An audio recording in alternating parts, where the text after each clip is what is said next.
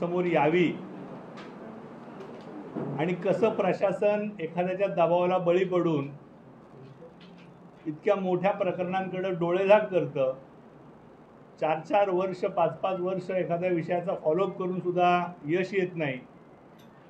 सामान्य नागरिकांना दहशतीखाली राहावं लागतं। त्याची ही उदाहरणं आहेत। खरं तर आजचा जो विषय मी आपल्या पुढे मांडणार आहे तो डॉक्टर मोहम्मद करीम खान आणि त्यांची पत्नी बीबी राबिया बी यांनी 1935 साली आपल्या स्वतःची मालमत्ता ही वक्फ मालमत्ता म्हणून गोरगरिबांच्या शिक्षणासाठी, मैतीसाठी आणि विधवांच्या कल्याणाकरता एक जमीन रजिस्टर वक्फनामा करून दिली। कालांतराने ती वक्फ असताना सुद्धा आणि वक्फ बोर्डाची जमीन माहीत असून खरेदी करायची परवानगी नसताना सुद्धा धंगेकरांनी सदर जमीन ही विकत घेतली, स्वतःच्या नावावर घेतली, आपल्या पदाचा गैरवापर करून त्यावर प्लॅन पास करून घेतला आणि जवळपास 100 कोटी रुपयांची लूट ही एका समाजाच्या जमिनीची त्यांनी केलेली आहे। 100 कोटी रुपयाहून अधिक जागा असलेले एक क्षेत्रफळ असलेली ही जागा आहे आणि कायम एक वेगळा आव्हान आणायचा आणि असे समाजाच्या जागांवर धाक दाखवून बळजबरीने ताबा घ्यायचा, बांधकाम करायचं, त्याच्यावर तक्रारी केल्यानंतर महापालिकेच्या अधिकाऱ्यांवर दबाव आणायचा। अशा अनेक प्रकरणं आता पुढे येणार आहेत जी इतक्या दिवस लपून राहिली, लोकांच्या निदर्शनास आली नाहीत। त्यातलं हे प्रकरण आहे। या प्रकरणात नुकताच वक्फ बोर्डाने 7 ऑक्टोबर रोजी एक सुनावणी केली जी 4 वर्ष चालली होती। त्याचा अंतिम निकाल वक्फ बोर्डाने दिलाय। त्यात कलम 40 अन्वये चौकशी चालू होती की वक्फ बोर्डाची जमीन आहे का नाही।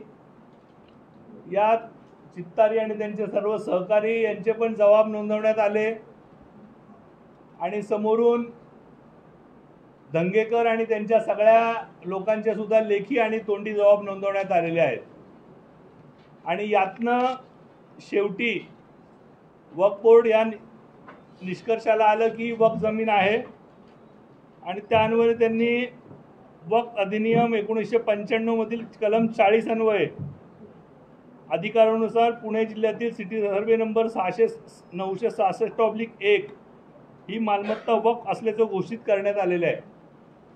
एवढं 7 ऑक्टोबरला होऊन सुद्धा त्यांनी महापालिकेला कळवून सुद्धा, त्यांनी सिटी सर्वेला कळवून सुद्धा की या संदर्भात ताबडतोब इथले प्लॅन रद्द करावेत, बांधकाम ताबडतोब थांबवण्यात यावं, तरी सुद्धा महापालिकेने दिरंगाई केली। आजपर्यंत महसूल खात्यात सुद्धा त्यांच्या दहशतीखाली कुठलीही कारवाई होत नाहीये। सामान्य नागरिक त्यात रोज फॉलोअप करतात, अधिकारी दाद देत नाहीये। त्यामुळे 100 कोटी रुपयाहून अधिकची मालमत्ता ताबडतोब सरकारने ताब्यात घ्यावी यासाठी जे प्रयत्न ही लोक करतायत त्याला यश यावं, तिथं होत नाही म्हणून आज तुमच्या समोर आज यांना आणि आम्हाला यावं लागलं। खरं तर यात क्लिअर कट तरतूद महापालिकेला ज्यांनी लिहिलंय वक्फ बोर्डाने आयुक्तांना, त्यात उपरोक्त तरतुदीनुसार वक्फ मालमत्ताची विक्री, हस्तांतरण, गहाण ठेवण्यास तसेच वक्फ मालमत्ता हस्तांतरित करण्यास मनाई करण्यात आलेली आहे। अशा प्रकारच्या कारवाई करण्याविरुद्ध गुन्हा दाखल करण्याची तरतूद कलम 52(2) अंतर्गत करण्यात आली आहे। या संबंधात जर का अशी कोणी केलेली असेल तर संबंधितांविरुद्ध 2 वर्ष सक्षम कारावासाची शिक्षा करण्याची प्रावधान आहे। इतकी क्लिअर कट तरतूद आहे आणि हे सगळे कागदोपत्री एव्हिडन्स आहे। यात कागदोपत्री रजिस्टर खरेदी करत आहेत, नावावर आहेत। यात कोणी म्हणू नाही शकत की प्रॉपर्टी कार्डावर जर का वक्फ बोर्डाचं नाव आहे तर ती जागा आपण जेव्हा विकत घेतो सेलडीड करून, आपल्या सेलडीडमध्ये वक्फ बोर्डाचा उल्लेख सुद्धा करत नाही। तर ही सरळ सरळ फसवणूक आहे, ही सरळ सरळ दरोडा आहे. आणि त्यामुळे या संदर्भात ताबडतोब संबंधितांवर गुन्हा दाखल करण्याची मागणी या सगळ्या मंडळींनी केलेली आहे. ती वक्फ बोर्डाच्या ताब्यात जागा द्यावी आणि तिचा विनियोग हा मुस्लिम समाजासाठी, विधवा महिलांसाठी, मुलांच्या शिक्षणासाठी करण्यात यावा अशी मागणी यांनी केलेली आहे. अत्यंत रास्त अशी ही मागणी आहे, कारण 1935 साली ज्या कोणी ही जागा ज्या हेतूने दान केलेली आहे समाजाला, त्या हेतूलाच हरताळ फासण्याचं काम या ठिकाणी या संबंधितांनी केलेलं आहे. आणि अनेक वर्ष इथं झगडतायत ही लोक त्यांच्या विरुद्ध, आणि यांना सगळ्यांना अनेक वर्ष दहशतीखाली राहावं लागतंय. काही जणांना घर सोडून जावं लागलंय तिथून. त्यामुळं अत्यंत हालाकीच्या परिस्थितीत सुद्धा ह्या लोकांनी त्या ठिकाणी संघर्ष केलाय. आज कायद्याने त्यांना न्याय दिलाय, पण अजूनही प्रशासन या संदर्भात ठोस कारवाई करताना दिसत नाहीये. आणि त्यामुळं प्रशासनाने ही कारवाई करावी. प्रशासनाने मुस्लिम समाजाची जागा मुस्लिम समाजाच्या ताब्यात द्यावी. मुस्लिम समाजासाठी त्यांनी जे जे काही योजलं होतं लहान मुलांच्या शिक्षणासाठी, विधवांच्या आणि परित्यक्तांच्या संगोपनासाठी, आणि ज्यांनी लिहिलं होतं तो इतका वेगळ्या विचाराचा माणूस होता की त्यांनी लोकांच्या अंत्यविधीसाठी सुद्धा या प्रॉपर्टीतने येणाऱ्या उत्पन्नाचा स्रोत हा काही लोकांच्या अंत्यविधीसाठी सुद्धा ठेवलेला होता. एवढा मोठा विचार ज्यांनी करून ठेवला 100 वर्षापूर्वी, त्यांच्या विचारांना हरताळ यांनी फासलाय. मी आपल्याला जी प्रेस नोट दिली आहे त्यात सगळी कागदोपत्री एव्हिडन्स आहेत. यात कुठलीही गोष्ट तोंडी नाही, कुठलीही गोष्ट कथोकल्पित नाही. यात सगळ्यांच्या लेखी ऑर्डर्स आहेत. वक्फ बोर्डात ज्यांनी समोरच्यांनी म्हणजे त्यांनी पण त्यांचं जे म्हणणं मांडलंय, म्हणजे म्हणणं मांडून हेरिंग होऊन शेवटी मेरिटवर हा विषय आलेला आहे. आणि वक्फ बोर्डाला एवढे अधिकार आहेत की सेशन कोर्ट आणि हायकोर्टात त्यांच्या विरुद्ध अपील होत नाही. यात सरळ ट्रिब्युनलमध्ये जावं लागतं. सेशन कोर्टापेक्षा जास्त अधिकार हायकोर्टात सक्षम हे वक्फ बोर्ड मानलं जातं. आणि त्यामुळं जवळपास हायकोर्टाच्या लेवलची ही ऑर्डर आहे. आणि त्यामुळं लवकरात लवकर या सगळ्यावर कारवाई करावी. या संदर्भातली मागणी यांनी सर्व प्लॅटफॉर्मवर केली आहे. त्याची सगळ्याच्या कॉप्या सुद्धा आपल्याला दिलेल्या आहेत. आणि जर का 100 कोटी रुपयाच्या जागा आपण आपल्या पदाचा गैरवापर करून करणार असताल, जिथं 50,000 रुपये स्क्वेअर फूट लक्ष्मी रोडला कमर्शियल जागेचा भाव आहे, अशा ठिकाणी 17,000 फुटाचा हा सगळा प्लॉट आहे. अत्यंत मोठी उलाढाल, अत्यंत मोठी फसवणूक मुस्लिम समाजाची या माध्यमातून घडलेली आहे. आणि हे जे सगळे मुस्लिम समाजाचे कार्यकर्ते आहेत यांनी अत्यंत परिश्रम करून ही ऑर्डर मिळवली आहे. त्यामुळे त्यांना न्याय मिळावा हीच या प्रेस कॉन्फरन्समधनं आमची सगळ्यांची मागणी आहे. लवकरात लवकर त्याचा ताबा हा मुस्लिम समाजाच्या उन्नतीसाठी व्हावा अशी मागणी या सगळ्यांची आहे. त्या मागणीला आम्ही सोबत आहोत. त्यांनी जे काय या संदर्भातला फॉलोअप केला आहे तो खरंच वाखाणण्याजोगा आहे. आपल्या समाजासाठी भांडायचा अधिकार प्रत्येकाला असतो, तो त्यांनी केलेला आहे. आणि त्यांना पण यापुढं आम्ही पोलीस आयुक्तांना पण भेटणार आहे, महापालिका आयुक्तांना पण भेटणार आहे, महसूलच्या अधिकाऱ्यांना पण भेटणार आहे की या संदर्भात त्यांना संरक्षण मिळावं. कारण आता त्यांच्या जीवापर्यंत आणि घरापर्यंत हे प्रकरण येऊ शकतं. कारण 100 कोटी रुपयाचं हे सगळं प्रकरण आहे, 100 कोटी रुपयाहून जास्त. त्यामुळे हा जो पहिला पार्ट मनी हाईस्टचा आज तुम्हाला सांगितलाय तो तुमच्या समोर दिलाय. यात अजून काही खुलासे पुढच्या काळात आम्ही करणार आहोत. त्यामुळे लोकांची दाखवायचे दात काय आहेत आणि खायचे दात काय आहेत हे जगासमोर आलं पाहिजे, त्याचा हा एक प्रयत्न आहे. यातनं लवकरात लवकर महसूल खात्याने त्यांची नावं कमी करावीत, वक्फ बोर्डाने त्यांच्यावर गुन्हा दाखल करावा आणि ती जागा ताब्यात घ्यावी. आणि महापालिकेने लवकरात लवकर त्यांचे प्लॅन रद्द करावेत. जे बेकायदेशीर याची जागा त्यांचीच नाहीच, त्या जागेवर त्यांच्या नावाने प्लॅन असूच कसे शकतात? आपल्या महापालिकेने कधी बघितलं आपल्या लीगल डिपार्टमेंटनी की हे जर का वर वक्फ बोर्डाचं नाव आहे तर आपण टायटललाच प्रॉब्लेम आला पाहिजे. परंतु आता या सगळ्याची चौकशीची मागणी सुद्धा आम्ही करणार आहोत. या संदर्भात अजून अनेक खुलासे आहेत. त्याच्या समोरची एक प्रॉपर्टी होती ती गायब झाली आहे, 966/2 नावाची, जी पुणे महानगरपालिकेच्या नावावर होती. ती भविष्यात त्याचे सगळे कागदपत्र मिळतील की 966 आत होती आणि 966/2 बाहेर होती.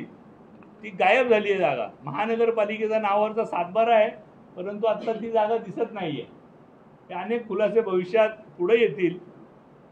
हे आज आपल्यासमोर मांडायचं होतं की एवढा मोठा विषय असताना सुद्धा इतकं निर्भीडपणे कोण, म्हणजे लक्ष्मी रोड सारख्या चौकात, आंबेगान चौकात असलेला हा प्लॉट इतक्या वर्ष खाऊन गिळून गप्प बसायचा आणि जे त्याच्या विरुद्ध लढा देत आहेत त्या लढा देणाऱ्या लोकांना धाकात ठेवायचं, घर सोडून जायला लावायचं, जे तिथं मूळ राहत होते त्यांना बाहेर काढायचं. असे अनेक प्रकार या ठिकाणी गेले 10 वर्ष झाली आहेत, जे आत्ता प्रकाश झोतात आलेत. आणि त्यामुळं मी आपल्या सगळ्यांना विनंती करतो की या सगळ्यांच्या प्रयत्नांना जे यश आलं आहे ते लोकांपर्यंत आपण पोचवावं. आणि त्यांची जी दहशत प्रशासनाला आहे, तुम्हाला माहीत असेल की ॲडिशनल कमिशनरला एका टेंडरवरनं मारण्यापर्यंत यांची मजल गेलेली आहे.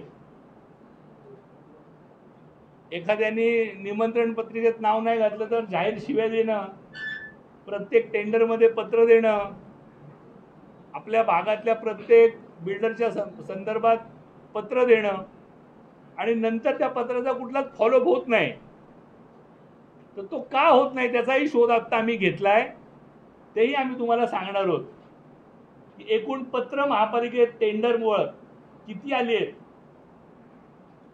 बांधकाम परवानगीत किती पत्र गेली आहेत, याचा सुद्धा संच मी तुम्हाला देणार आहे.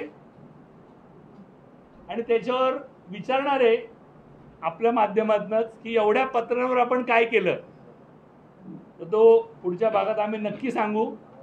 आत्ता आजच्या पुरता एवढाच विषय होता की या 100 कोटी रुपयाच्या जमिनीचा ताबा प्रशासनाने ताबडतोब घेऊन ट्रस्ट नेमून, मुस्लिम समाजाचा ट्रस्ट असतो त्या ट्रस्ट नेमून ट्रस्टच्या ताब्यात द्यावं, अशी आज आमची ही मागणी होती. मी रसूल चित्तारींना विनंती करतो की त्यांनी त्यांची पार्श्वभूमी सांगावी. ही 100 कोटीची रक्कम व्हॅल्युएशन कोणी केलेलं आहे आणि ही जागा धंदेकरांच्या ताब्यात कधी बसली? त्यांचं नाव कधी बसलं? त्यांचं नाव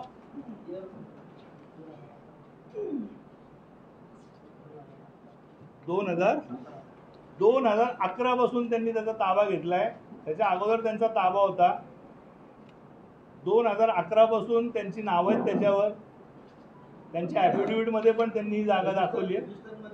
रजिस्टर नाव आहे, रजिस्टर खरेदी करत आहे, डॉक्युमेंट करून घेतले, खरेदी दाखवली.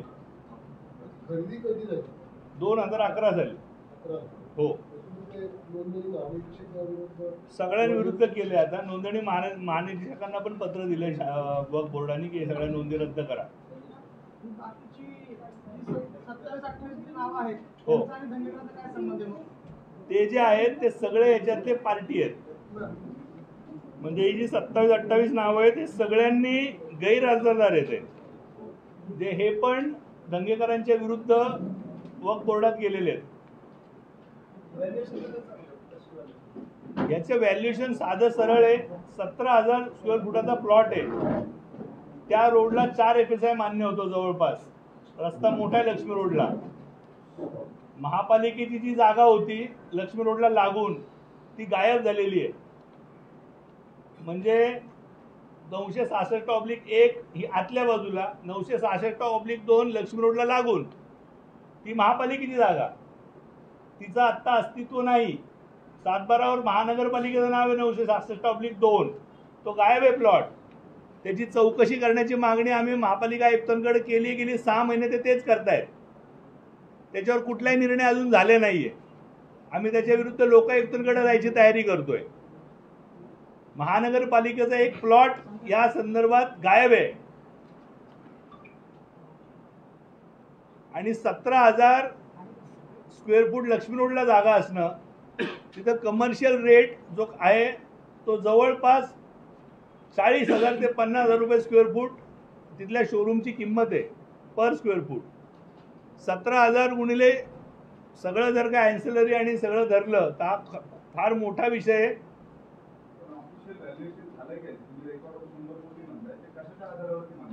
ते जे व्यापारी मी जे 100 कोटी म्हणतोय त्यातली जी उलाढाल होऊ शकते त्याच्या आधारे म्हणतोय. त्यात होणारं बांधकाम, त्या बांधकामातून मिळणारे पैसे, हा माझा आधार आहे. 17,000 गुणिले जवळपास 3.5-4 म्हणजे 17 34 34 जुने 68, 60,000पेक्षा जास्त बांधकाम त्या एका प्लॉटवर मिळणार आहे आणि ते सगळं विकणार आहे. ते काही विकलं पण आहे आत्तापर्यंत. जो की स्वतःला अधिकारच नव्हता ते विकायचा, बँकेकडे घाण ठेवायचा, हे सगळं केलंय. जे जे शक्य करता येईल ते सगळं करून झालंय पदाचा गैरवापर करून. त्यामुळे हे सगळं मिळून 100 कोटी रुपयाची मालमत्ता ही मुस्लिम समाजाची गिळंकृत करण्याचा हा प्रयत्न आहे. त्याला आळा घालण्याचं काम या सगळ्या मंडळींनी मिळून केलंय. त्यांचं मी अभिनंदन करतो.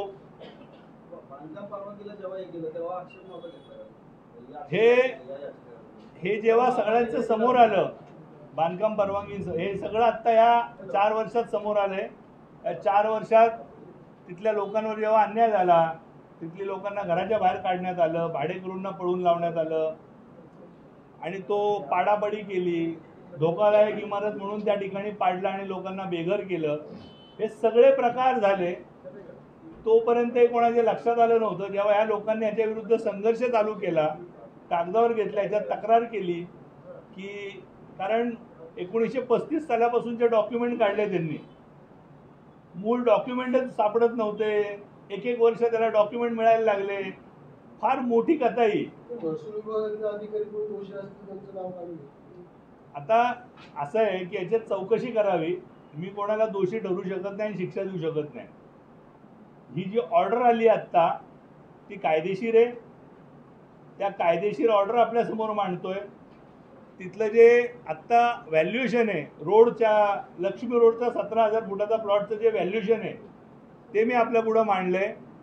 आणि ही सगळी जागा समाजासाठी कोणीतरी दान केली आहे 100 वर्षापूर्वी, आणि जी दान केलेली जागा आहे ती वापरून त्यात धंदा करायचा अधिकार कोणी कोणाला दिलेला नाहीये. आणि ही दान केलेली काही तोंडी नाहीये, रजिस्टर वकफनामा आहे.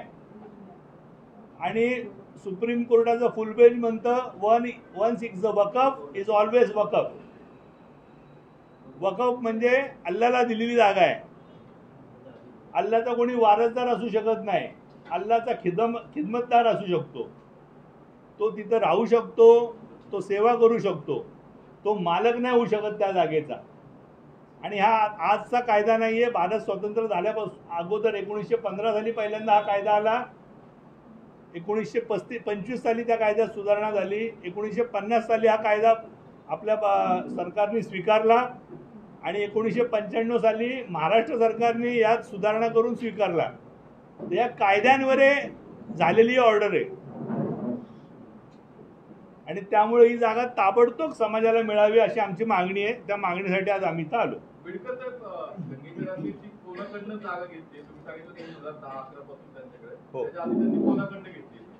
त्यांनी ज्यांच्याकडनं जागा घेतली त्यांच्या पण डॉक्युमेंटमध्ये वकफ जागा आहे असा उल्लेख आहे. फेरफार असेल ती ऑर्डरमध्ये सगळं आहे, तुम्ही वाचू शकता. कोणाकडनं घेतली, काय घेतली ते सगळं ऑर्डरमध्ये आहे, तुम्ही वाचू शकता. विकताच येत नाही. केली आता त्यांनी आपल्या पदाचा गैरवापर करून केली. पदाचा गैरवापर करून तर हे सगळं चाललंय ना. अख्ख्या रविवार पेठेत जर का आपण बघितली सगळी बेकायदेशीर बांधकामं जर का मोजली तर पुणे शहर एका बाजूला आणि रविवार पेठेतल्या टेरेस आणि पार्किंगची बेकायदेशीर कामं एका बाजूला, अशी स्थिती आहे. 30 वर्षापासून भाजपचे सगळे आमदार आहेत, नगरसेवक आहेत, खासदार पण भाजपचे आहेत. एवढा असताना एक माणूस तुमच्या सगळ्या व्यवस्थेला कसं काय आव्हान देऊ शकतो?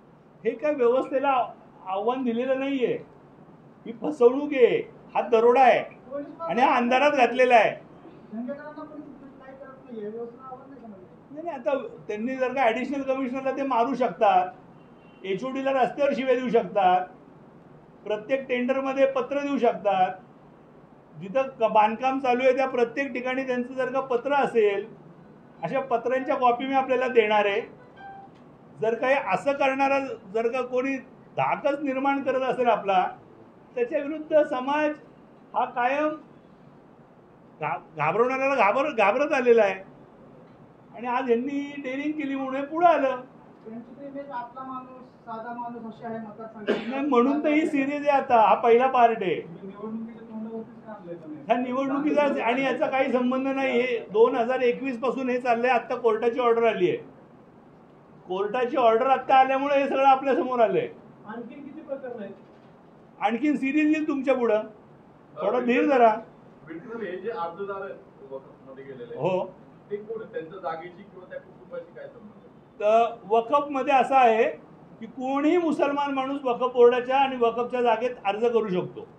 त्याच्यासाठी काही संबंध असायची गरज नाही. यात भाडेकरू आहेत त्यांची घरं त्यांनी बळकावून जागेत ताबा घेतली. ही पण लोक आहेत. याचं कोण आहे का अर्जदार? हो, चित्तारी कोण आहे? हे चित्तारी आहेत. कोणता अर्ज आहे? हे भाडेकरू आहेत. तर हे अनंत तिथं लोकांना त्रास देण्यात आलेला आहे.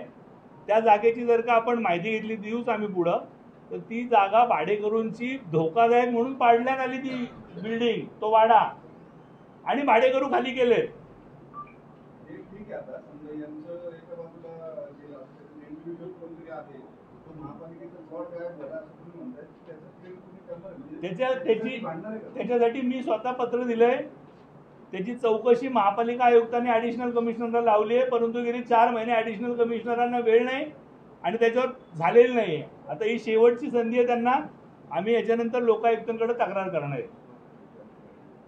महापालिकेच्या नावावरचा प्लॉट गायब आहे. सर्वे नंबर 966/1 हा, आणि याला लागून लक्ष्मी रोडला असलेला 2 फ्रंटेज मिळवण्याकरता अख्खा प्लॉटच गायब केलाय. 4 वर्षापासून सुरू म्हणतोय, 5 वर्षापासून तुमची महापालिकेची सत्ता होती. साहेब, हे आत्ता आम्हाला लक्षात आलं. आम्हाला हे लोक आत्ता अप्रोच झाले जेव्हा त्यांच्या जीवाला धोका तयार झाला. ही ऑर्डरला जेव्हा आली, हे माघार घेत नाही असं कळलं. त्यानंतर यांना जेव्हा त्रास होऊ लागला, यांना घर सोडावं लागलं काही लोकांना तिथनं, त्यावेळेस ते मला अप्रोच झाले आणि त्यानंतर हे सगळं समोर आलं आणि मीनवाईल ऑर्डर झाली. आणि त्यामुळं या लोकांना साथ देण्याकरता, या लोकांना दहशतीतून बाहेर काढण्याकरता या ठिकाणी मी आहे. पक्षाची भूमिका काय याच्यामध्ये? पक्षाची भूमिका, जिथं जिथं दरोडे पडले असतील, चोऱ्या झाल्या असतील, बळकावली असेल जागा, त्याची त्याला मिळवायची, हीच आमच्या पक्षाची भूमिका आहे. पक्षाच्या भूमिकेचा वेगळा असूच शकत नाही पक्षाची. भारतीय जनता पार्टी कायम सज्जनांच्या पाठीशी उभी राहिली आहे, दुर्जनांशी लढत आली आहे.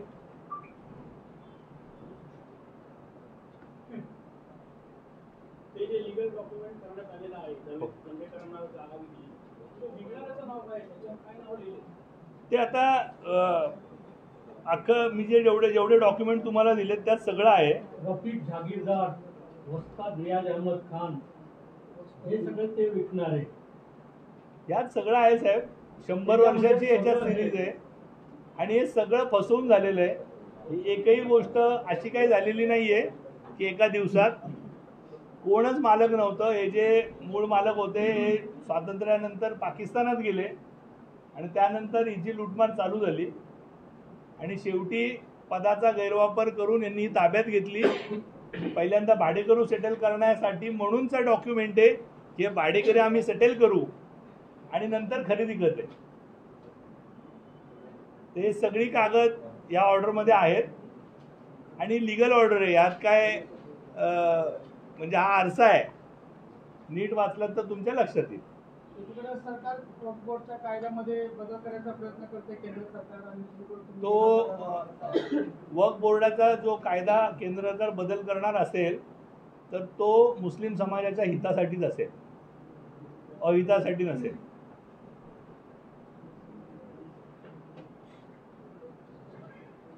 धन्यवाद.